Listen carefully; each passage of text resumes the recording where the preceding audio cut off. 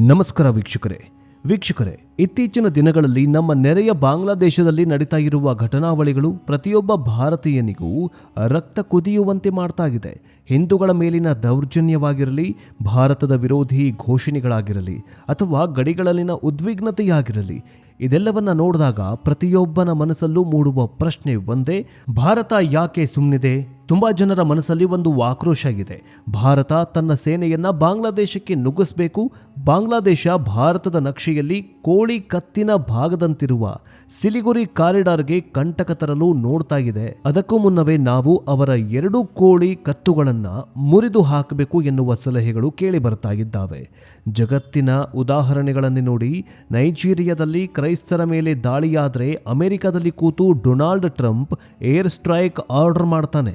Israel ಮೇಲೆ ಯಾರಾದರೂ ಕಣ್ಣು ಹಾಕಿದರೆ ಗಾಜಾ ಇರಲಿ, ಲೆಬನಾನ್ ಇರಲಿ ಅಥವಾ ಕತಾರ್ ಆಗಿರಲಿ, ಯಹೂದಿಗಳು ನುಗ್ಗಿ ಹೊಡಿತಾರೆ. ಹೀಗಿರುವಾಗ ವಿಶ್ವದ ಅತಿ ದೊಡ್ಡ ಜನಸಂಖ್ಯೆ ಇರುವ, ಬಲಿಷ್ಠ ಆರ್ಥಿಕತೆ ಇರುವ, ಜಗತ್ತಿನ 4ನೇ ದೊಡ್ಡ ಸೇನೆ ಇರುವ, ನಮ್ಮ ಅಣ್ವಸ್ತ್ರದಂತಹ ಮಿಸೈಲ್ ಪವರ್ ಇರುವಂತಹ ಭಾರತ ಯಾಕೆ ಬಾಂಗ್ಲಾದೇಶದ ಮೇಲೆ ಆಕ್ಷನ್ ತೆಗೆದುಕೊಳ್ತಾ ಇಲ್ಲ? ಯೂನಸ್ ಮತ್ತು ಅವರ ಗ್ಯಾಂಗ್ಗೆ ಬುದ್ಧಿ ಕಲಿಸೋದಕ್ಕೆ ಭಾರತ ಯಾಕೆ ತಡ ಮಾಡ್ತಾ ಇದೆ? ವೀಕ್ಷಕರೇ, ಬಾಂಗ್ಲಾವನ್ನ ಬಗ್ಗಿಸುವುದಕ್ಕೆ ಭಾರತಕ್ಕೆ ಸೇನೆ ಕಳುಹಿಸುವುದು ಒಂದೇ ದಾರಿಯಲ್ಲ. ನಮಗೆ ಸೇನೆ ಇಳಿಸುವ ಕೊನೆ ಸಾಹಸದ ಅವಶ್ಯಕತೆಯೇ ಇಲ್ಲ. ಅಲ್ಲಿ ನಮ್ಮ ರಫೇಲ್ ಯುದ್ಧ ವಿಮಾನಗಳು ಹಾರಬೇಕಾಗಿಲ್ಲ, ಬ್ರಹ್ಮೋಸ್ ಕ್ಷಿಪಣಿಗಳು ನುಗ್ಗಬೇಕಾಗಿಲ್ಲ, ನಮ್ಮ ಒಬ್ಬ ಸೈನಿಕನೂ ಗಡಿ ದಾಟಬೇಕಾಗಿಲ್ಲ. ದೆಹಲಿಯಲ್ಲೇ ಕುಳಿತು ಪ್ರಧಾನಮಂತ್ರಿ ನರೇಂದ್ರ ಮೋದಿಯವರು ತೆಗೆದುಕೊಳ್ಳುವ ಒಂದೇ ಒಂದು ಕಠಿಣ ನಿರ್ಧಾರ ಸಾಕು: ಬಾಂಗ್ಲಾದೇಶ ಕುಂತಲ್ಲೇ ಮೊಂಡಿ ಊರಬಹುದು. ಬಾಂಗ್ಲಾದೇಶದ ಒಳಗೆ ಅಲ್ಲೋಲ ಕಲ್ಲೋಲ ಸೃಷ್ಟಿಯಾಗಬಹುದು. ಅದುವೇ ಎಕನಾಮಿಕ್ ಬ್ಲಾಕೇಡ್ ಆಫ್ ಬಾಂಗ್ಲಾದೇಶ್ ಅನ್ನುವಂತಹ ಬಟನ್ ಒತ್ತಿದ್ರೆ ಸಾಕು, ಇಡೀ ಬಾಂಗ್ಲಾದೇಶ ಸರ್ವನಾಶವಾಗತ್ತೆ. ಈ ಎಕನಾಮಿಕ್ ಬ್ಲಾಕೇಡ್ ಆಫ್ ಬಾಂಗ್ಲಾದೇಶ ಅರ್ಥಾತ್ ಬಾಂಗ್ಲಾದೇಶದ ಮೇಲಿನ ಆರ್ಥಿಕ ದಿಗ್ಬಂಧನ. ಈ ದಿಗ್ಬಂಧನ ಹಾಕಿದ್ರೆ ಬಾಂಗ್ಲಾದೇಶ ಭಗಭಗ ಹೊತ್ತಿ ಉರಿಯುತ್ತೆ. ಬಂಗಾಳ ಕೊಲ್ಲಿಯಲ್ಲಿ ನಮ್ಮ ನೌಕಾಪಡೆ ಅಡ್ಡ ನಿಂತರೆ ಏನಾಗತ್ತೆ? ಗಡಿಯಲ್ಲಿ ವ್ಯಾಪಾರ ಬಂದ್ ಮಾಡಿದ್ರೆ ಏನಾಗತ್ತೆ? ಇದು ಅಣುಬಾಂಬ್ ದಾಳಿಗಿಂತಲೂ ಪವರ್ಫುಲ್. ಇದೊಂದು ಸೈಲೆಂಟ್ ವೆಪನ್. ಇದರ ಬಗ್ಗೆ ಇಂದಿನ ವಿಡಿಯೋದಲ್ಲಿ ಎಳೆಯಾಗಿ ಬಿಚ್ಚಿಡಲಿದ್ದೀವಿ. ಬಾಂಗ್ಲಾದೇಶದ ಆರ್ಥಿಕತೆಯ ವೀಕ್ನೆಸ್ ಏನು? ಕೇವಲ ಅಕ್ಕಿ, ಬೇಳೆ, ಕರೆಂಟ್ ನಿಲ್ಲಿಸಿದ್ರೆ ದೇಶ ಹೇಗೆ ಸರ್ವನಾಶವಾಗತ್ತೆ? ಭಾರತದ ಈ ತಂತ್ರಕ್ಕೆ ಬಾಂಗ್ಲಾ ನಡಗೋದ್ಯಾಕೆ? ಬನ್ನಿ ಇವತ್ತಿನ ಈ ವಿಡಿಯೋದಲ್ಲಿ ಸಂಪೂರ್ಣವಾಗಿ ಮಾಹಿತಿಯನ್ನ ಪಡಿತಾ ಹೋಗೋಣ. ಆದರೆ ಅದಕ್ಕಿಂತ ಮುಂಚೆ ಪ್ರಧಾನಿ ನರೇಂದ್ರ ಮೋದಿ ಅವರು ಬಾಂಗ್ಲಾದೇಶದ ಮೇಲೆ ಆರ್ಥಿಕ ದಿಗ್ಬಂಧನ ಹಾಕಬಾರ್ದಾ? ಅದರಲ್ಲೂ ಬಾಂಗ್ಲಾದೇಶಿಗರು ಈಗ ಭಾರತದೊಳಗೆ ನುಸುಳಿ ಜೀವನ ಮಾಡ್ತಾ ಇದ್ದಾರಲ್ಲ, ಅವರನ್ನ ಭಾರತದಿಂದ ಒದ್ದು ಹೊರಗಡೆ ಹಾಕಬಾರ್ದಾ? ಕಮೆಂಟ್ ಮೂಲಕ ತಿಳಿಸಿ. ಬನ್ನಿ ವಿಡಿಯೋವನ್ನ ಶುರು ಮಾಡೋಣ. ಮೊದಲಿಗೆ ಎಕನಾಮಿಕ್ ಬ್ಲಾಕೇಡ್ ಅಂತಂದ್ರೆ ಏನು ಅಂತ ಸರಳ ಭಾಷೆಯಲ್ಲಿ ಅರ್ಥ ಮಾಡ್ಕೊಳ್ಳೋಣ. ಒಂದು ದೇಶದ ಎಲ್ಲ ದಾರಿಗಳನ್ನು ಮುಚ್ಚಿ ಆ ದೇಶಕ್ಕೆ ಅಗತ್ಯವಿರುವ ಸರಕುಗಳು ಒಳಗೆ ಬರದಂತೆ ಮತ್ತು ಅಲ್ಲಿಂದ ಹೊರಗಡೆ ಹೋಗದಂತೆ ನೋಡಿಕೊಳ್ಳೋದೇ ಆರ್ಥಿಕ ದಿಗ್ಬಂಧನ. ಬಾಂಗ್ಲಾದೇಶದ ಭೂಪಟವನ್ನು ಒಮ್ಮೆ ಗಮನಿಸಿದ್ರೆ ನಿಮ್ಗೆ ಅರ್ಥವಾಗ್ಬಿಡತ್ತೆ. ಬಾಂಗ್ಲಾದೇಶವು 3 ದಿಕ್ಕಿನಿಂದಲೂ ಭಾರತದಿಂದಲೇ ಸುತ್ತುವರೆದಿದೆ. ಕೆಳಗಡೆ ಮಾತ್ರ ಬಂಗಾಳ ಕೊಲ್ಲಿ ಸಮುದ್ರ ಇದೆ. ಇಲ್ಲಿ ಭಾರತಕ್ಕೆ ಬಾಂಗ್ಲಾವನ್ನ ಲಾಕ್ ಮಾಡುವುದು ಬಹಳ ಸುಲಭ. ಇದನ್ನ ನೋವೆಲ್ ಬ್ಲಾಕೇಡ್ ಅಥವಾ ನೌಕಾ ದಿಗ್ಬಂಧನ ಅಂತಲೂ ಕೂಡ ಕರಿತೀವಿ. ಬಾಂಗ್ಲಾದೇಶದ ಭೂಪಟವನ್ನ ನೋಡಿದ್ರೆ ನಿಮಗೆ ಗೊತ್ತಾಗುತ್ತೆ. ಬಾಂಗ್ಲಾದೇಶ 3 ದಿಕ್ಕಿನಿಂದಲೂ ಭಾರತದಿಂದಲೇ ಸುತ್ತುವರೆದಿದೆ. ಕೆಳಗಡೆ ಮಾತ್ರ ಬಂಗಾಳ ಕೊಲ್ಲಿ ಸಮುದ್ರ ಆಗಿದೆ. ಇಲ್ಲಿ ಭಾರತಕ್ಕೆ ಬಾಂಗ್ಲಾವನ್ನ ಲಾಕ್ ಮಾಡೋದು ತುಂಬಾ ಸರಳ. ಇದನ್ನ ನೋವೆಲ್ ಬ್ಲಾಕೇಡ್ ಅಥವಾ ನೌಕಾ ದಿಗ್ಬಂಧನ ಅಂತ ಕರಿಬಹುದು. ಹಿಂದೆ ಅಮೆರಿಕ ಮತ್ತು ಸೌದಿ ಅರೇಬಿಯಾ ಸೇರಿ ಕತಾರ್ ದೇಶದ ವಿರುದ್ಧ ಇದೇ ಅಸ್ತ್ರವನ್ನ ಪ್ರಯೋಗ ಮಾಡಿದ್ವು. ಆಗ ಕತಾರ್ ನರಳಾಡಿ ಹೋಗಿತ್ತು. ಈಗಲೂ ಕೂಡ ಅಮೆರಿಕ ವೆನಿಜುವೆಲಾ ವಿರುದ್ಧ ಇದೇ ಆಟ ಆಡ್ತಾ ಇದೆ. ಈಗ ಕೆಲವರು ಕೇಳಬಹುದು, ಇದೆಲ್ಲ ಅಮೆರಿಕಾಗೆ ಹೇಗೆ ಸಾಧ್ಯ? ಭಾರತಕ್ಕೆ ಯಾಕೆ ಸಾಧ್ಯ ಆಗ್ತಾ ಇಲ್ಲ? ನಾವೇನು ರಷ್ಯಾನಾ? ಬಾಂಗ್ಲಾ ಏನು ಉಕ್ರೇನಾ ಅಂತ? ಬಾಲಿವುಡ್ ಮೈಂಡ್ ಸೆಟ್ನಿಂದ ಹೊರಗಡೆ ಬನ್ನಿ ಅಂತ ಕೆಲವರು ಕಮೆಂಟ್ ಮಾಡಬಹುದು. ಆದರೆ ಇತಿಹಾಸದ ಪುಟಗಳನ್ನು ಒಮ್ಮೆ ತಿರುವು ನೋಡಿ. ಭಾರತ ಈ ಕೆಲಸವನ್ನು ಕೆಲವು ವರ್ಷಗಳ ಹಿಂದಷ್ಟೇ ಮಾಡಿತ್ತು. ಅದು ಯಾರ ವಿರುದ್ಧ ಗೊತ್ತಾ? ನಮ್ಮದೇ ನೆರೆಯ ರಾಷ್ಟ್ರ, ಹಿಂದೂ ಮೆಜಾರಿಟಿ ಇರುವಂತಹ ನೇಪಾಳದ ವಿರುದ್ಧ. 2015ರಲ್ಲಿ ನರೇಂದ್ರ ಮೋದಿಯವರು ಪ್ರಧಾನಿಯಾದ ಹೊಸದರಲ್ಲಿ ನೇಪಾಳದಲ್ಲಿ ಕಮ್ಯುನಿಸ್ಟ್ ಸರ್ಕಾರ ಅಧಿಕಾರಕ್ಕೆ ಬಂತು. ಅವರು ಹೊಸ ಸಂವಿಧಾನ ಜಾರಿಗೆ ತಂದರು. ಅದರಲ್ಲಿ ಭಾರತದ ಮೂಲ ಹೊಂದಿರುವ ಯುಪಿ ಬಿಹಾರದ ಗಡಿಗೆ ಹೊಂದಿಕೊಂಡಿರುವ ಮಾದೇಶಿ ಜನಾಂಗದವರಿಗೆ ಅನ್ಯಾಯ ಮಾಡಲಾಗಿತ್ತು. ಅವರನ್ನು ಎರಡನೇ ದರ್ಜೆಯ ಪ್ರಜೆಗಳಂತೆ ಕಾಣಲಾಗಿತ್ತು. ಆಗ ಭಾರತ ಸುಮ್ಮನೆ ಕೂರಲಿಲ್ಲ. ಜಗತ್ತು ಬೇಡ ಅಂತ ಹೇಳ್ತಾ ಇದ್ರೂ ಭಾರತ ನೇಪಾಳದ ಮೇಲೆ ಅಘೋಷಿತ ಎಕನಾಮಿಕ್ ಬ್ಲಾಕೇಡ್ ಹೇರಿತ್ತು. ರಸ್ತೆಗಳು ಬಂದಾದವು, ಟ್ರಕ್ಗಳು ನಿಂತವು, ಪೆಟ್ರೋಲ್ ಡೀಸೆಲ್ ಗ್ಯಾಸ್ ಇಲ್ಲದೆ ನೇಪಾಳದ ಜನ ಕಂಗಾಲಾಗಿ ಹೋಗ್ಬಿಟ್ರು. ರಾಜಧಾನಿ ಕಠ್ಮಂಡುವಿನ ಜನ ಅಡುಗೆ ಮಾಡೋದಕ್ಕೆ ಗ್ಯಾಸ್ ಇಲ್ಲದೆ ಕಟ್ಟಿಗೆ ಆಯ್ದುಕೊಂಡು ಬರೋದಕ್ಕೆ ಕಾಡಿಗೆ ಹೋಗುವ ಪರಿಸ್ಥಿತಿ ಬಂತು. ಔಷಧಿಗಳಲ್ಲದೆ ಆಸ್ಪತ್ರೆಗಳು ಬಿಕೋ ಅಂತಾಗಿದ್ವು. ರೋಗಿಗಳು ಪರದಾಡೋದಕ್ಕೆ ಶುರು ಮಾಡಿದ್ರು. ವಿಶ್ವಸಂಸ್ಥೆ, ಅಮೆರಿಕ ಎಲ್ಲರೂ ಬೊಬ್ಬೆ ಹೊಡೆಯೋದಕ್ಕೆ ಶುರು ಮಾಡಿದ್ರು. ಆದರೆ ಭಾರತ ನಾವೇನೂ ಮಾಡಿಲ್ಲ. ಟ್ರಾಫಿಕ್ ಜಾಮ್ ಆಗಿದೆ, ನಮ್ಮ ಲಾರಿ ಡ್ರೈವರ್ಗಳಿಗೆ ಭಯವಾಗ್ತಾ ಇದೆ, ಅದಕ್ಕೆ ಹೋಗ್ತಾ ಇಲ್ಲ ಅಂತ ಸಿಂಪಲ್ ಆಗಿ ಹೇಳಿ ಸುಮ್ಮನಾಗಿತ್ತು. ಕೊನೆಗೆ ನೇಪಾಳ ಮೊಂಡಿ ಊರಲೇಬೇಕಾಯ್ತು. ಭಾರತ ಅಂದುಕೊಂಡಿದ್ದು ಸಾಧಿಸ್ತು. ನೇಪಾಳಕ್ಕಾದರೂ ಉತ್ತರದಲ್ಲಿ ಚೀನಾ ಇದೆ, ವಿಮಾನದ ಮೂಲಕವಾದರೂ ಸರಕನ್ನು ತರಿಸ್ಕೊಳ್ಬಹುದು ಅನ್ನೋವಂತಹ ಆಪ್ಷನ್ ಇತ್ತು. ಆದರೆ ಬಾಂಗ್ಲಾದೇಶದ ಕತೆನೇ ಹಾಗಲ್ಲವಲ್ಲ. ಬಾಂಗ್ಲಾದೇಶಕ್ಕೆ ಭಾರತ ಬಿಟ್ಟರೆ ಬೇರೆ ಗತಿಯೇ ಇಲ್ಲ.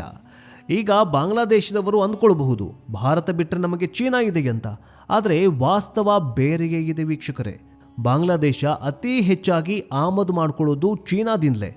ಮೊನ್ನೆ ಹೇಳಿದಾಗೆ ಬಾಂಗ್ಲಾದೇಶ ಎಷ್ಟು ಸೋಂಬೇರಿ, ಬಾಂಗ್ಲಾದೇಶದಲ್ಲಿರುವಂತಹ ಈ ಜನ ಎಷ್ಟು ಸೋಂಬೇರಿ ಅಂತಂದರೆ ಅವರು ಈ ಬಟನ್ ಕಿತ್ತೋದ್ರೆ ಬಟನ್ ಬಿಡಿ ಸೂಜಿನೂ ಕೂಡ ತಮ್ಮ ದೇಶದಲ್ಲಿ ತಯಾರು ಮಾಡ್ಕೊಳ್ಳೋದಿಲ್ಲ, ಪ್ರೊಡಕ್ಷನ್ ಮಾಡ್ಕೊಳ್ಳೋದಿಲ್ಲ, ರೆಡಿ ಮಾಡ್ಕೊಳ್ಳೋದಿಲ್ಲ. ಒಂದು ಚಿಕ್ಕ ಸೂಜಿಯನ್ನು ಕೂಡ ಭಾರತದಿಂದಲೇ ತರಿಸ್ಕೊಳ್ತಾರೆ. ಇಂಥ ಸೋಂಬೇರಿ ದೇಶ. ಹೀಗೆ ಸಣ್ಣ ಪುಟ್ಟ ವಿಚಾರಕ್ಕೆ ಬಾಂಗ್ಲಾದೇಶ ತನ್ನಲ್ಲಿ ಯಾವುದನ್ನು ಕೂಡ ತಯಾರು ಮಾಡಿಕೊಳ್ಳೋದಂತಹ ಪರಿಸ್ಥಿತಿಗೆ ಬಂದು ನಿಂತು ಹೋಗ್ಬಿಟ್ಟಿದೆ. ಈಗ ಅತಿ ಹೆಚ್ಚಾಗಿ ಭಾರತ ಮತ್ತು ಚೀನಾದ ಮೇಲೆಯೇ ಅವಲಂಬಿತವಾಗಿದೆ. ಈಗ ಚೀನಾದಲ್ಲಿ ಒಟ್ಟು ಆಮದಿನ 25% ಚೀನಾದಿಂದ ಬರುತ್ತೆ. ಆದರೆ ಚೀನಾ ಬಾಂಗ್ಲಾದೇಶಕ್ಕೆ ಏನು ಕೊಡ್ತಾ ಇದೆ? ಮಷಿನ್ಗಳು, ಎಲೆಕ್ಟ್ರಾನಿಕ್ಸ್, ಫೋನು ಮತ್ತು ಕೈಗಾರಿಕಾ ಕಚ್ಚಾ ವಸ್ತುಗಳನ್ನು ಕೊಡ್ತಾ ಇದೆ.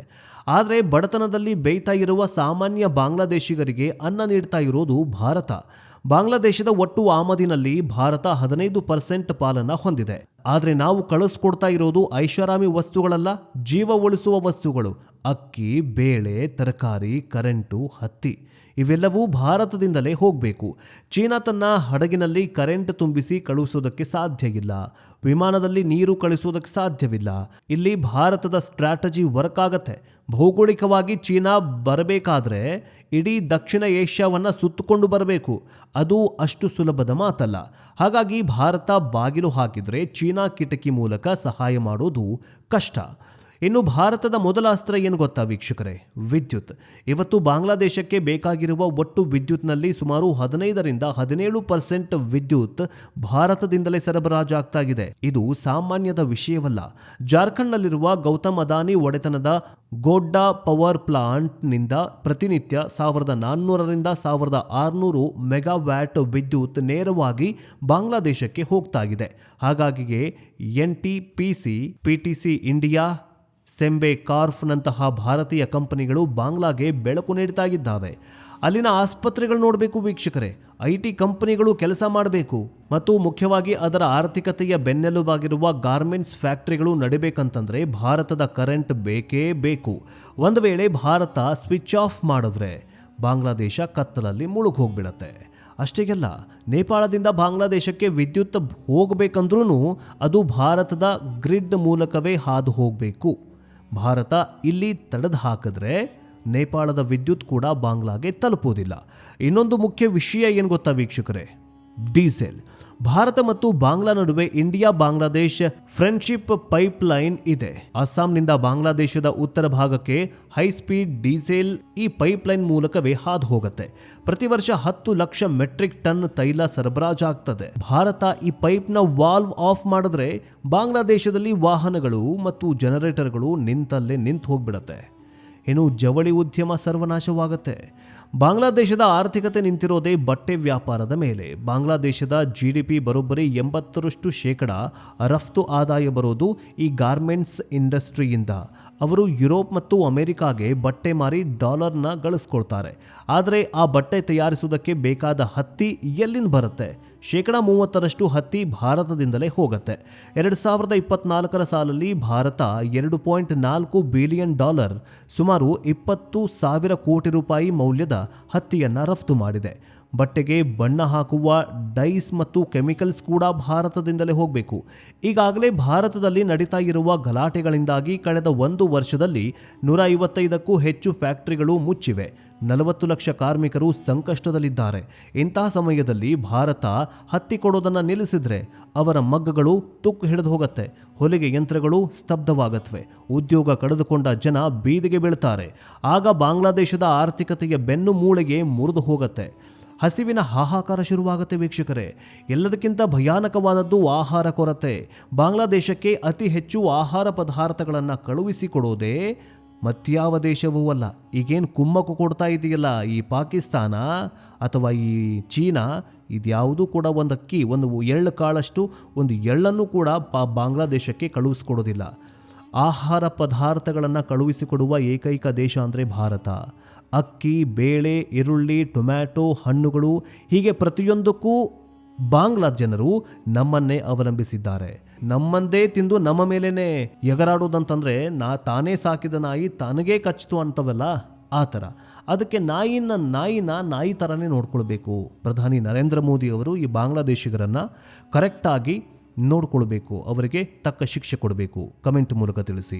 ಇನ್ನು ಪ್ರತಿ ವರ್ಷ 50,000ದಿಂದ 1 ಲಕ್ಷ ಟನ್ ಅಕ್ಕಿ ಭಾರತದಿಂದ ಹೋಗುತ್ತೆ.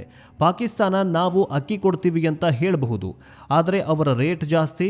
ಪಾಕಿಸ್ತಾನದ ಅಕ್ಕಿ ಪ್ರತಿ ಟನ್ಗೆ $395 ಇದ್ದರೆ ಭಾರತ ಕೇವಲ $355 ಕೊಡ್ತಾಗಿದೆ. ಭಾರತದಿಂದ ಅಕ್ಕಿ ಹೋದರೆ ಮಾತ್ರ ಬಾಂಗ್ಲಾದೇಶದ ಬಡವರಿಗೆ ಊಟ ಸಿಗೋದು. ಇನ್ನು ತರಕಾರಿ ವಿಷಯಕ್ಕೆ ಬನ್ನಿ ವೀಕ್ಷಕರೇ. 2024ರಲ್ಲಿ ಭಾರತ $417 ಮಿಲಿಯನ್ ಮೌಲ್ಯದ ತರಕಾರಿಯನ್ನು ಬಾಂಗ್ಲಾದೇಶಕ್ಕೆ ಕಳುಹಿಸಿಕೊಟ್ಟಿದೆ. ಈರುಳ್ಳಿ, ಆಲೂಗಡ್ಡೆ, ಬೆಳ್ಳುಳ್ಳಿ ಇಲ್ಲದೆ ಬಾಂಗ್ಲಾ ಅಡುಗೆ ಮನೆ ನಡೆಯೋದಿಲ್ಲ. ಹಣ್ಣುಗಳ ವಿಷಯದಲ್ಲೂ ಅಷ್ಟೇ $986 ಮಿಲಿಯನ್ ಮೌಲ್ಯದ ಹಣ್ಣು ರಫ್ತಾಗಿದೆ. ಅತಿ ಮುಖ್ಯವಾಗಿ ಬೇಳೆಕಾಳು. ಬಾಂಗ್ಲಾದೇಶಕ್ಕೆ ಅತಿ ಹೆಚ್ಚು ಬೇಳೆ ಸರಬರಾಜು ಮಾಡೋದು ಭಾರತ. 2023ರಲ್ಲಿ 1,500 ಕೋಟಿ ರೂಪಾಯಿ ಮೌಲ್ಯದ ಬೇಳೆಕಾಳುಗಳನ್ನು ನಾವು ಕಳುಹಿಸಿದ್ದೇವೆ. ತೊಗರಿಬೇಳೆ, ಕಡಲೆಬೇಳೆ, ಹೆಸರುಬೇಳೆ ಇವೆಲ್ಲವೂ ಕೂಡ ಭಾರತದಿಂದಲೇ ಹೋಗಬೇಕು. ನೆನಪಿಡಿ, ಈ ಹಿಂದೆ ಭಾರತ ಈರುಳ್ಳಿ ರಫ್ತು ನಿಷೇಧ ಮಾಡಿದಾಗ ಬಾಂಗ್ಲಾದೇಶದಲ್ಲಿ 1 kg ಈರುಳ್ಳಿ ಬೆಲೆ 200ರಿಂದ 300 ರೂಪಾಯಿಗೆ ಏರಿಕೆಯಾಗಿತ್ತು. ಈಗ ಸಂಪೂರ್ಣ ಆಹಾರ ಸರಬರಾಜನ್ನು ನಿಲ್ಲಿಸಿದ್ರೆ ಏನಾಗಬಹುದು ಜಸ್ಟ್ ಇಮ್ಯಾಜಿನ್ ಮಾಡ್ಕೊಳ್ಳಿ. ಜನ ಹಸಿವಿನಿಂದ ಕಂಗಾಲಾಗಿ ದಂಗೆ ಏಳ್ತಾರೆ. ನೋಡಿ, ಇಷ್ಟೆಲ್ಲ ಇದ್ರೂ ಕೂಡ ಅಲ್ಲಿನ ಪ್ರಧಾನಿಗೆ ಅರ್ಥ ಆಗ್ತಿಲ್ಲ, ಅಲ್ಲಿನ ಈ ಉಗ್ರ ಸಂಘಟನೆಗಳಿಗೆ ಅರ್ಥ ಆಗ್ತಿಲ್ಲ, ಅಲ್ಲಿನ ಜೆನ್ಜಿ ಜನರೇಷನ್ನು ಮಾತಿಗೆ ಮಾತ್ರ ಜೆನ್ಜಿ ಜನರೇಷನ್ ಆಗಿದೆ. ಅಲ್ಲ, ಇವೆಲ್ಲನೂ ಬಂದ್ ಮಾಡಿದ್ರೆ ಭಾರತ ಹೊಟ್ಟೆಗೇನು ತಿಂತಾರಂತೆ, ಹೊಟ್ಟೆಗೆ ಮಣ್ಣು ತಿಂತಾರಂತ. ಅದನ್ನು ಕೂಡ ಈ ಜೆನ್ಜಿ ಜನರೇಷನ್ನ ಬಾಂಗ್ಲಾ ಯುವಕರು ವಿಚಾರ ಮಾಡಬೇಕು. ಯಾವತ್ತೂ ಸಿಟ್ಟಿನ ಕೈಗೆ ಬುದ್ಧಿ ಕೊಡಬಾರದು. ಸಿಟ್ಟಿನ ಕೈಗೆ ಬುದ್ಧಿ ಕೊಟ್ಟರೆ ಊಟಕ್ಕೆ ಗತಿ ಇಲ್ಲದೆ ಉಪವಾಸ ಬೀಳಬೇಕಾಗತ್ತೆ. ವೀಕ್ಷಕರೇ, ಬಾಂಗ್ಲಾದೇಶ ಈಗಾಗಲೇ ಆರ್ಥಿಕ ಸುಳಿಯಲ್ಲಿ ಸಿಲುಕಿಕೊಂಡಿದೆ. ಶೇಖ್ ಹಸೀನಾ ಇದ್ದಾಗ ಅವರ ಬಳಿ $50 ಬಿಲಿಯನ್ ಇದ್ದ ವಿದೇಶಿ ವಿನಿಮಯ ಸಂಗ್ರಹ ಈಗ $30 ಬಿಲಿಯನ್ ಕೆಳಗೆ ಕುಸಿದಿದೆ. ಭಾರತ ಮತ್ತು ಬಾಂಗ್ಲಾದೇಶ ಈಗ ಸ್ಥಳೀಯ ಕರೆನ್ಸಿಯಲ್ಲಿ ಅಂದರೆ ರೂಪಾಯಿ ಮತ್ತು ಟಾಕಾ ವ್ಯಾಪಾರ ಮಾಡ್ತಾ ಇವೆ. ಇದು ಅವರ ಡಾಲರ್ ಉಳಿಸ್ತಾ ಇದೆ. ಒಟ್ಟು $14 ಬಿಲಿಯನ್ ವ್ಯಾಪಾರದಲ್ಲಿ ಬಾಂಗ್ಲಾದೇಶ ಭಾರತದಿಂದ $12 ಬಿಲಿಯನ್ ಮೌಲ್ಯದ ಸರಕನ್ನು ಖರೀದಿಸ್ತಾಗಿದೆ. ಒಂದು ವೇಳೆ ಭಾರತ ರೂಪಾಯಿ ನಿಲ್ಲಿಸಿದ್ರೆ ಅಥವಾ ರೂಪಾಯಿ ವ್ಯಾಪಾರ ರದ್ದು ಮಾಡಿದ್ರೆ ಅವರು ಬೇರೆ ದೇಶಗಳಿಂದ ದುಬಾರಿ ಬೆಲೆಗೆ ಡಾಲರ್ ಕೊಟ್ಟು ಸರಕನ್ನು ತರಿಸ್ಕೊಳ್ಬೇಕಾಗತ್ತೆ. ಆಗ ಅವರ ಫಾರೆಕ್ಸ್ ಖಾಲಿಯಾಗತ್ತೆ. ಬಾಂಗ್ಲಾದೇಶ ಕೂಡ ಶ್ರೀಲಂಕಾ ರೀತಿಯಲ್ಲಿ ದಿವಾಳಿಯಾಗುವ ಹಂತಕ್ಕೆ ತಲುಪುತ್ತೆ. ಈಗ ಅಲ್ಲಿ ಹಣದುಬ್ಬರ ಅಂದರೆ ಇನ್ಫ್ಲೇಷನ್ 8.29 ಇದೆ. GDP ಬೆಳವಣಿಗೆ 3.8ಗೆ ಬಿದ್ದಿದೆ. ಸಾಲದ ಪ್ರಮಾಣ GDPಯ 40ರಷ್ಟು ದಾಟಿದೆ. ವಿಶ್ವ ಬ್ಯಾಂಕ್ ವರದಿಯ ಪ್ರಕಾರ ಈ ವರ್ಷ 30 ಲಕ್ಷ ಬಾಂಗ್ಲಾದೇಶಿಗರು ಉದ್ಯೋಗ ಕಳೆದುಕೊಳ್ಳುತ್ತಿದ್ದಾರೆ. ಬಡತನ ರೇಖೆಗಿಂತ ಕೆಳಗಿರುವವರ ಸಂಖ್ಯೆ 18% ಇತ್ತು. ಈಗ ಯುಎಸ್ ಸರ್ಕಾರ ಬಂದ ಮೇಲೆ ಅದು 27.93ರಷ್ಟು ಏರಿಕೆಯಾಗಿದೆ. ಇಂಥ ಸಮಯದಲ್ಲಿ ಭಾರತದಿಂದ ಬಾಂಗ್ಲಾದೇಶದ ಮೇಲೆ ಏಟು ಬಿದ್ದರೆ ಬಾಂಗ್ಲಾದೇಶ ಚೇತರಿಸಿಕೊಳ್ಳೋದಕ್ಕೆ ಸಾಧ್ಯವೇ ಇಲ್ಲ. ಕೊನೆಯದಾಗಿ ಇವುಗಳ ಜೊತೆಗೆ ನೀರಿನ ವಿಚಾರ. ಬಾಂಗ್ಲಾದೇಶಕ್ಕೆ ಹರಿಯುವ 54 ನದಿಗಳು ಭಾರತದಿಂದಲೇ ಹೋಗುತ್ತವೆ. ಪಶ್ಚಿಮ ಬಂಗಾಳದ ಮಮತಾ ಬ್ಯಾನರ್ಜಿ ಸರ್ಕಾರ ಈಗಾಗಲೇ ನೀರು ಬಿಡಲು ಕ್ಯಾತೆ ತೆಗಿತಾ ಇದೆ. ಅಕಸ್ಮಾತ್ ಭಾರತ ನೀರಿನ ವಿಚಾರದಲ್ಲಿ ಕಠಿಣ ನಿಲುವು ತಾಳಿದ್ರೆ ಬಾಂಗ್ಲಾದೇಶದ ಕೃಷಿ ನಾಶವಾಗಿ ಹೋಗ್ಬಿಡತ್ತೆ. ಸೊ ವೀಕ್ಷಕರೇ, ಇದೆಲ್ಲವನ್ನ ನೋಡಿದಾಗ ಒಂದಂತೂ ಸ್ಪಷ್ಟ, ಬಾಂಗ್ಲಾದೇಶವನ್ನ ದಾರಿಗೆ ತರುವುದಕ್ಕೆ ಭಾರತಕ್ಕೆ ಯುದ್ಧದ ಅವಶ್ಯಕತೆಯೇ ಇಲ್ಲ. ಎಕನಾಮಿಕ್ ಬ್ಲಾಕೇಡ್ ಎಂಬ ಬ್ರಹ್ಮಾಸ್ತ್ರ ಬಳಸಿದ್ರೆ ಸಾಕು. ಬಂಗಾಳ ಕೊಲ್ಲಿಯಲ್ಲಿ ನೌಕಾಪಡೆ ನಿಲ್ಲಿಸಿ ಗಡಿಗಳನ್ನು ಸೀಲ್ ಮಾಡಿ ಕರೆಂಟ್ ಸ್ವಿಚ್ ಆಫ್ ಮಾಡಿದ್ರೆ ಬಾಂಗ್ಲಾದೇಶ ಉಸಿರುಗಟ್ಟಿ ಭಾರತದ ಕಾಲಿಗೆ ಬೀಳಬೇಕಾಗತ್ತೆ. ಈಗಾಗಲೇ ಅದಾನಿ ಪವರ್ ತನ್ನ ನಿಯಮಗಳನ್ನು ಬದಲಿಸಿದೆ. ಭಾರತ ಸರ್ಕಾರ ಕೂಡ ಸೂಕ್ಷ್ಮವಾಗಿ ವಾರ್ನಿಂಗ್ ಕೂಡ ಕೊಟ್ಟಿದೆ. ಒಂದು ವೇಳೆ ಬಾಂಗ್ಲಾದೇಶ ಹೀಗೇ ಮುಂದುವರೆಸಿದ್ರೆ, ಹೀಗೇ ಬಾಂಗ್ಲಾದೇಶದಲ್ಲಿರುವಂತಹ ಹಿಂದೂಗಳ ಮೇಲೆ ನರಮೇಧ ಏನಾದರೂ ಮಾಡಿದ್ದೇ ಆದಲ್ಲಿ, ಅಥವಾ ಭಾರತ ವಿರೋಧಿ ಪ್ರತಿಭಟನೆಯನ್ನಾನು ಮಾಡಿದ್ರೆ, ಅಥವಾ ಏನಾದರೂ ಬಾಲ ಬಿಚ್ಚಿದ್ರೆ ಪಕ್ಕಾ ಇವರು ಉಪವಾಸ ಬಿದ್ದು ಸಾಯೋದಂತೂ ಪಕ್ಕ.